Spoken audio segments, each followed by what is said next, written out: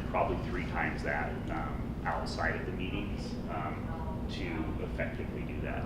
I'm just asking if there's anybody willing here on the board to volunteer to assist me in that process.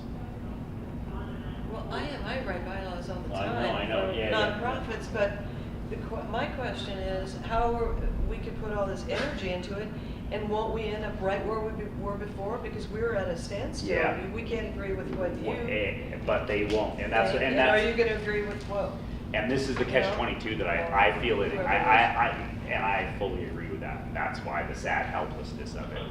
We've been approaching this for over 3 years now, and realistically, what it comes down to is that we do all this work, and then you send it to legal, who won't talk to us in the first place, and they say piss up a road, and then we go back and this dance.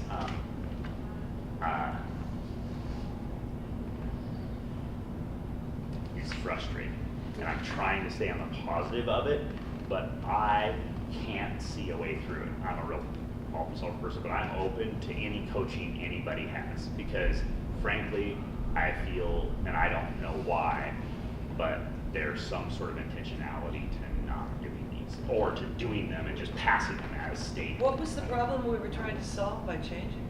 I can't even remember. I have sent this out several times, and I have it in front, and I think I did accept, so my administrator at the time, the administrator for the Center for Health Protection at the time, Ms. Shigley's, and I reviewed them, and the reason why it became to be reviewed, because she just took this program, and suddenly there was a issue with setting up a special meeting, and that's what triggered it.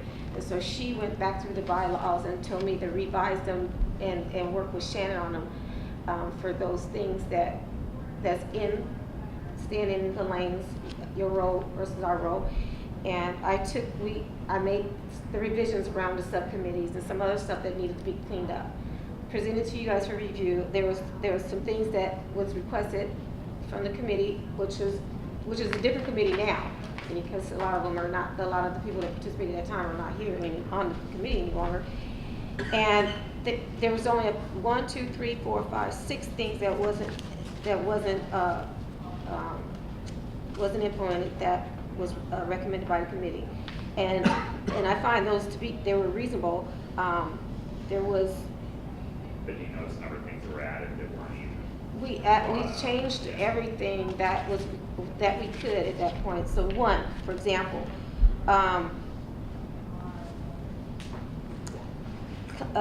clarification with Todd's motion to accept changes with exceptions of deleting health and safety. I didn't understand which way. I said, is he saying, did you want to keep health in, or is it health and safety? That was a clarification.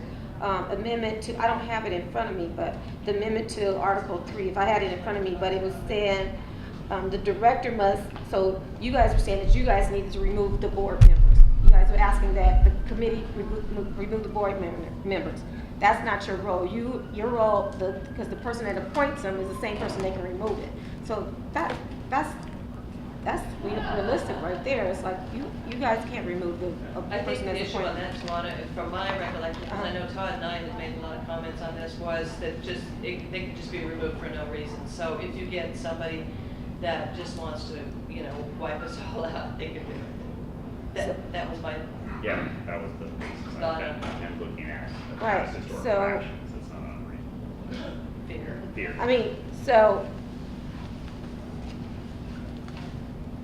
you're saying, so the reason why you guys are saying that you have some say, or you guys can remove them. So there's a difference, like if you guys review to a point, right? So you guys review those things, but the decision is final by the director's office, right? I can make my own suggestion too, but the decision is made by the Oregon Health directors. So if we were going to remove somebody, we wouldn't just say, okay, we're removing it, you guys don't need to know this, right? No, that wouldn't happen. Well, It would be the that's same the way thing. But the way it's written, The way it's written is just that. Doesn't have that to it be can any occur cause just at like all. that. Okay. They could So- decide they don't like any of the So conditions. so we should have had that conversation when we was talking about that We and making it did. language. We did at the time, I'm yeah. not sure we had a I don't think- disagree. No, No, maybe we didn't. not- then. we Maybe didn't. it's my recollection. No, so it's okay. it It's wasn't not- discussed at that. There was no. So that's some of these things in here is like I needed clarification, and then there's some you know, such as the committee can't make that decision, but the committee can also be informed of what that's been removed, just like you guys are informed when there's people that are appointed. So the language would need to be changed that way, but we didn't have that discussion. Just kind of going back to when Ms. Shibley was the administrator, my recollection of that entire experience was she was very hostile towards towards the ACMM. She was hostile towards me individually. Those bylaw amendments that she wanted to have seemed very hostile on face. And they were designed apparently to minimize our own ability to function, to hold meetings, to conduct ourselves at meetings, to schedule new meetings, form committees, membership. And I feel like the entire context of those bylaw amendment proposals should be disregarded. And I propose that we take the draft of our current bylaws as they stand and review them in the context of what we desire and need to function as a committee now, and not consider the context that those amendment proposals from Ms. Shibley were. Is that a motion? That's a motion. I'd like to second that motion. All discussion? I would agree with that, except that I do think it would be helpful to look at what was proposed in certain areas, because there was cleanup of language that some of it was okay. But I'll consider that when I look at it. Sure, yeah, we could consider it individually. Yeah. Brian, any discussion from you or Jerry? Well, I hear most or sometimes of what's said, so it's time to repeat it. It sounds like something I would agree with, but it just we need to hear all of it. Can you repeat it one more time really loud? Oh, sorry. So the motion is that we review our current bylaws in the context of our current needs. And as a group, do not consider it in the context of Ms. Shibley's amendments. And that we just look at the bylaws as they are currently written, and propose amendments in the context of our current needs and ability to function as a committee. So essentially, we write our own bylaws as we see fit for us, and be that as it may. I would agree with that 100%. Okay, so any other discussion, or can I call for a vote? Okay, all those in favor of the amendment, say aye. Aye. Any objections? Abstentions? Jerry, just to confirm, are you an aye or an abstention or an objection? Jerry, are you still on the line?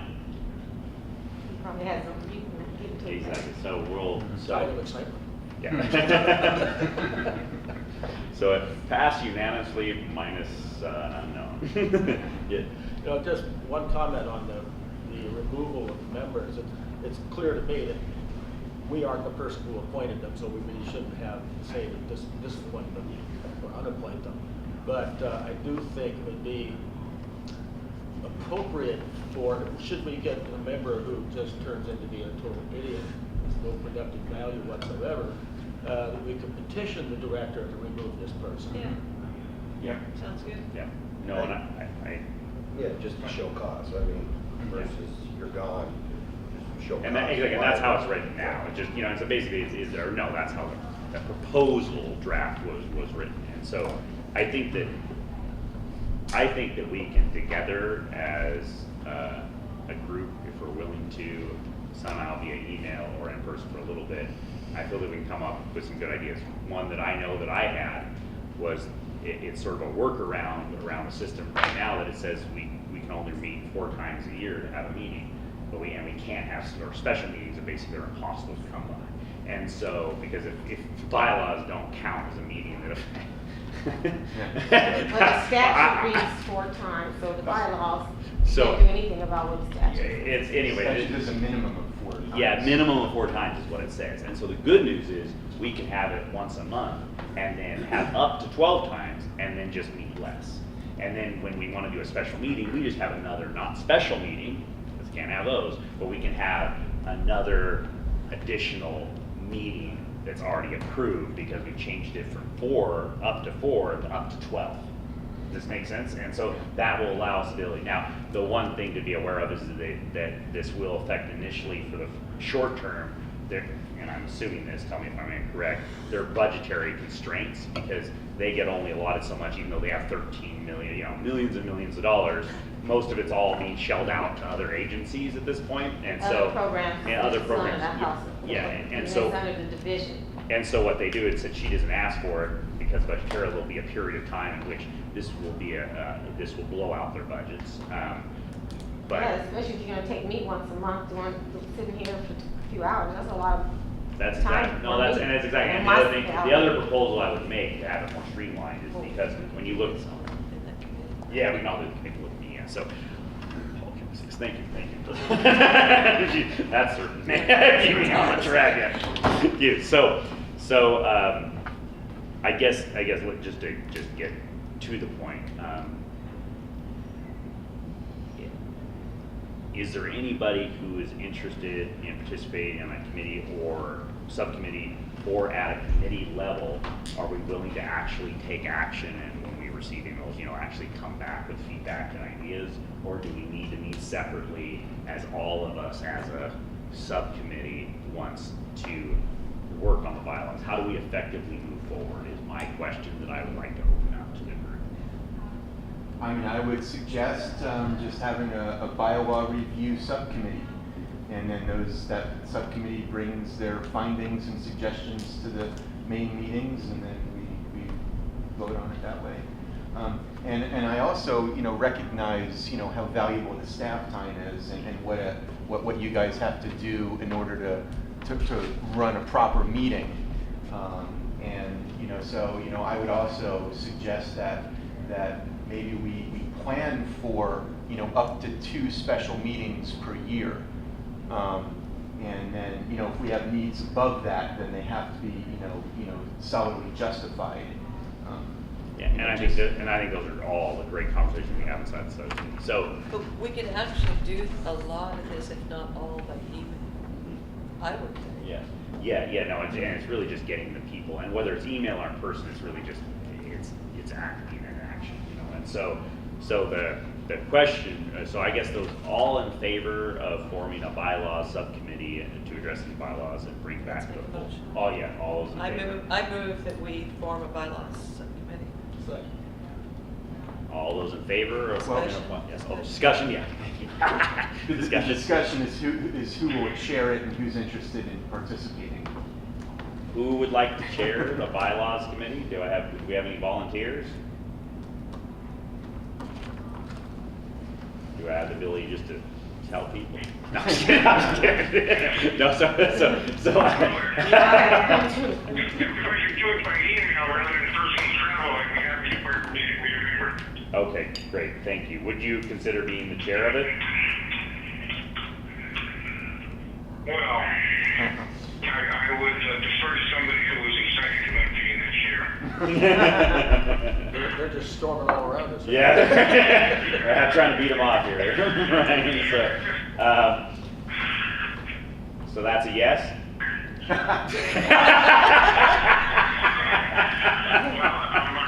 Who else is going to be on the committee? This is Cheryl. I'm willing to serve on it too. And I'm willing to serve on it as well. Well, what do you want to do to be the chair? So, Yes. She says she's overcommitted. Yeah, Hey, Brian. Yeah. Can we all chair? Yeah. Would you, is Sephra there with you? Is Sephra there with you? If you could ask her if she could take on some of the, the cat wrangling that the chair would be doing. Yeah. Yeah. You know? Sephra. Sephra. Oh, yeah, good luck there. I'll let you answer that. So she's so good at it, you know? Oh, she's excellent at it. Doing her tasks is not something I would not even try. Call her and ask her. Hey, Sephra, I have a question for you. I know, but you can get on my phone here. Okay, here's some.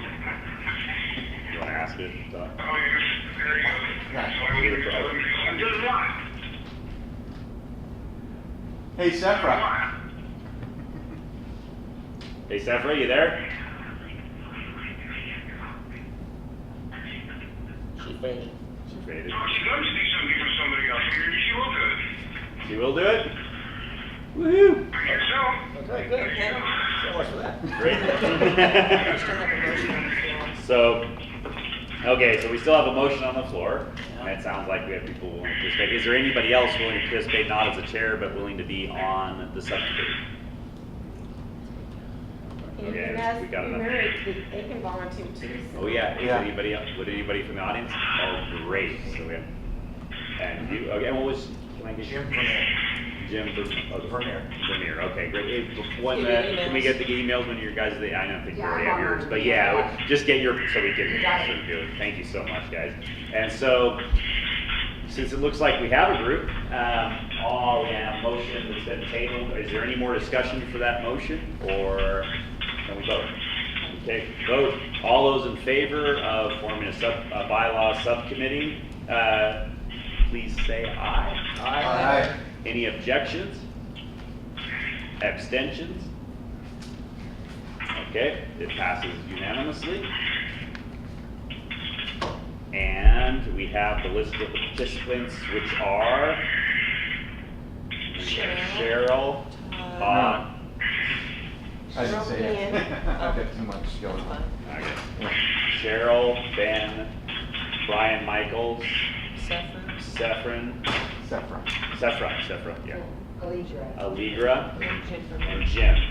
That sounds like a committee to me. That sounds like a subcommittee to me. Well, thank you guys all so much for willing to volunteer your time. Oh, you're on schedule too, 11:14. Perfect. Wow, look at that. Okay. So next is acknowledgements. And I'll let Tawana start, and then maybe we can all get what? You want to I can start say too. something first? and Yeah. then So Jim? So, as some of you may know, Jim Clark passed away, and he was an amazing contribution to the Oregon Medical Marijuana Program. He was at every meeting that I knew that existed, and a lot that I probably don't even know about. He always showed up, and the thing that I found the most miraculous was because he was on the list to receive a liver transplant, he was unable, as much as he was an amazing advocate for medical marijuana, he was unable to consume it himself, or else he'd be kicked off on the program and not be able to get it and have access. So it always inspired, and still does to this day, his commitment in spite of not even being able to consume it. And I just so appreciate all that he's done here, and for being on the board as long as he was and turned out, and being on the subcommittee, and I just really want to acknowledge and appreciate that. I also want to make an acknowledgement to Laird for being on it and being here the whole time and being turned out, and Sandy, who's not here right now, but both of you guys, I mean, none of this would exist without everyone here, but you guys were definitely patriarchs and matriarchs in this whole system, and I just so want to acknowledge and appreciate you for that. I appreciate that, thank you. And the three of you served as chairs. I was gonna say Yeah, that. yeah, exactly. Yeah, the three of you, Yeah. all three of you served as chairs as well. Yeah.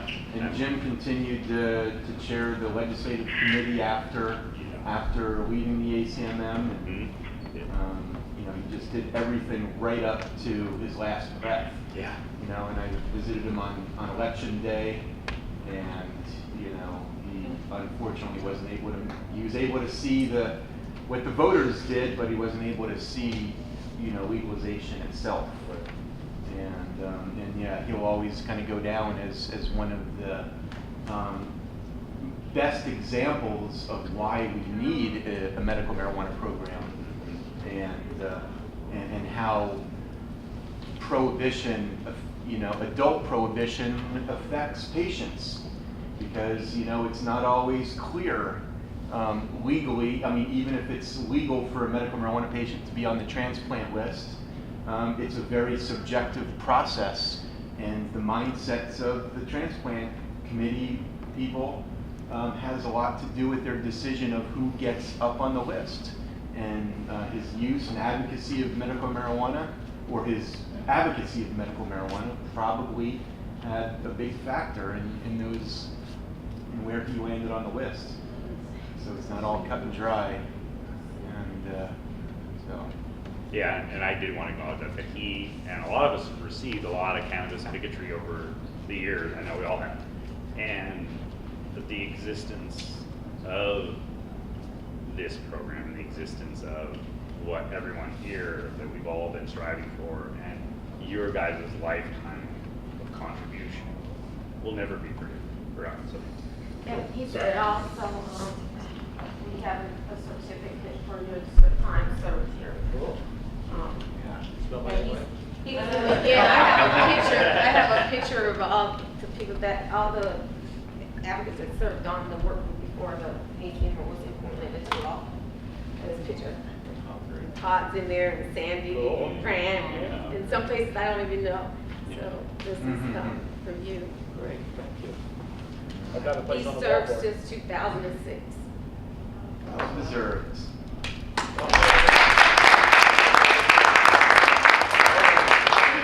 We have one for Sandy also. She's not here, so we'll I'm let sorry her. that Sandy's not here because, you know, for 30-some years, I've always heard something out in the background I wanted to clarify. And it's like, does anybody know for sure, was she really a bouncer in a bar in Texas? well, she actually owned the bar in Texas, and yes, I think that was part of her job description. Oh, good. And so Sandy also served since 2006, but they were a part of the work before it was implemented into law. And so was Todd. Todd I had brought long hair. treats for everybody too. We'll have them after lunch, so because it's a lot of sweets. But thank you guys. Thank you, Larry. Well, thank you. And you still can participate in subcommittees. Okay. And you can be the chair of them too.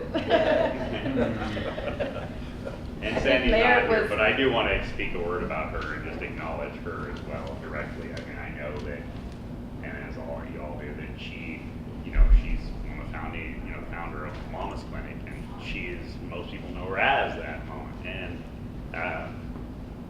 she is an amazing, amazing contribution. She's another one of those people that I keep looking up to and try to walk in those shoes. Is that their contribution to this has just never ended in different states and different places. And I know that's true for all of us, but she will be missed. There's just a lot. I mean, it's hard for me to see such amazing knowledge and skill sets being turned out and leaving this community. And I know that, you know, everyone here will still be an advocate for the organized marijuana program.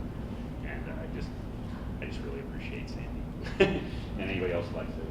I just want to let you know I'm not running home and hiding. I've got two things left to do, and one is to get the legislation through that expunges records and reduces punishment for people who are still doing stuff that might be illegal, and to get this particular bill passed, which the short version says provides for an end-of-life card, provides for a lifetime registry card for lifetime conditions, and prohibits physicians from refusing to dispense or prescribe medication to a patient on basis that the patient engages in medical use of marijuana.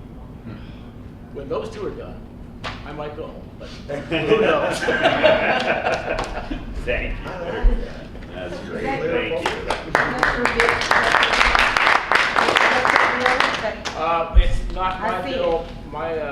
My problem with the opioid medication problem got known, and it got stuck under a bill that Anthony Taylor was working on and stuff, so.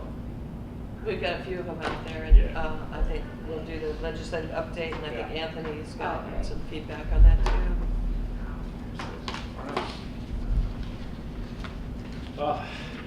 Okay, well, is there anybody else who would like to speak and acknowledge, either Sandy, Laird, or Jim? Anybody want to say anything about, is that what you just said? Yeah. Okay. Yep. Good. Well, we got some big shoes that are leaving and left, so even more so, we need good recruitment on new people to come fill their shoes and gain experience. And make sure they have colorful shoes. Yeah. And they have to be Converse, and they have to match. We'll add that to the application.